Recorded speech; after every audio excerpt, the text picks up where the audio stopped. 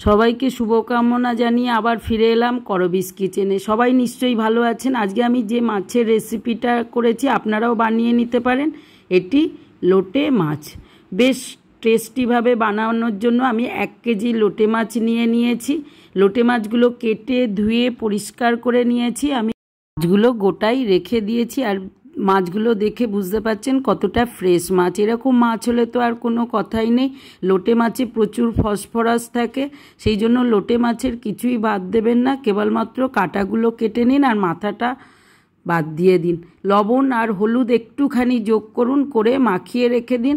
পারলে একটু লেবুও মাখিয়ে দিতে পারেন, এতে মাছগুলো বেশ গন্ধটা কেটে যাবে আর রান্নাটা সুন্দর হবে। চলুন এবার কড়ার মধ্যে সর্ষের তেল যোগ করে জিরে ফোড়ন দিয়ে দিলাম। একটু কড়া করে ভেজে নিন।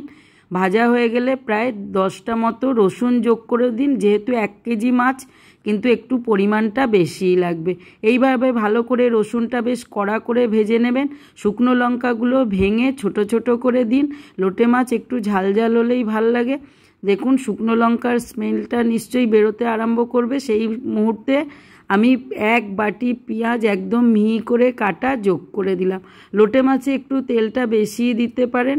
চলুন এবার ভালো করে নাড়িয়ে পেঁয়াজগুলো বেশ লাল লাল করে ঠিক এরকমভাবে ভেজে নেবেন। লোটে মাছের পেঁয়াজ কিন্তু সত্যিই খুব লাল লাল করে না ভাজলে ভালো লাগে না। আমি নিয়েছি একটা আলু, বেশ এরকম লম্বা লম্বা করে কেটে নিয়েছি। তার সঙ্গে আরেকটু টেস্টি করবার জন্য বেগুন দিয়েছি।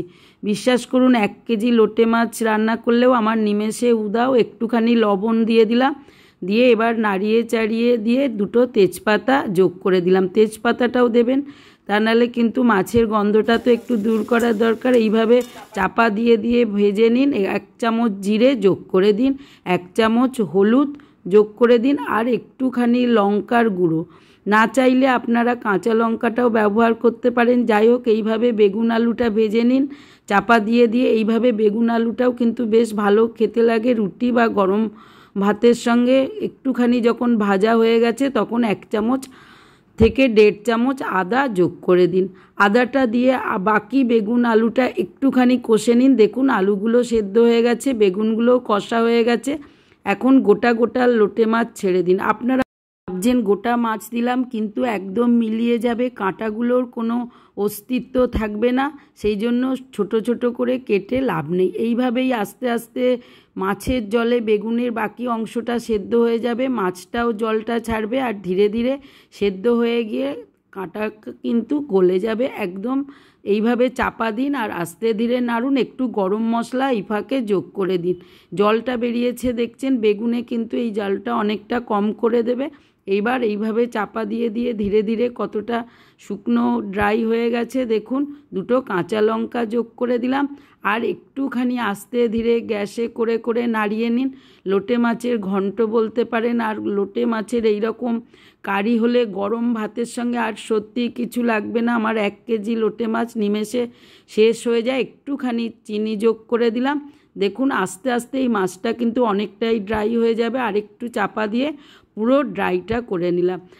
বন্ধুরা, লোটে মাছের অনেক গুণ। এবার একটু গরম মশলা দিয়ে চাপা দিয়ে দিন। চলুন পরিবেশন করে দিলাম লোটে মাছটা। দেখুন কেমন হয়েছে। ভালো লাগলে করে ফেলুন। আমার চ্যানেলটা লাইক শেয়ার সাবস্ক্রাইব করে নেওয়ার অনুরোধ রইল। ঝোলও বানাতে পারেন, তবে এভাবে লোটে মাছের কারি একবার বানিয়ে নিন, দেখুন কেমন হয়েছে। এভাবে লোটে মাছের চপেও ব্যবহার করতে পারেন।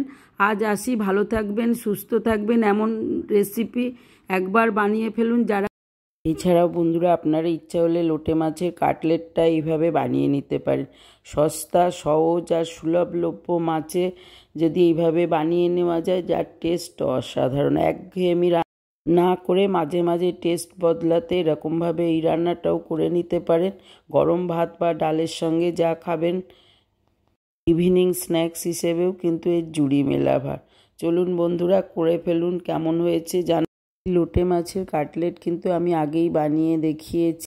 আমি লিঙ্কটা নিচে দিয়ে দেবো, আপনারা ইচ্ছা করলেই দেখে নিতে পারবেন।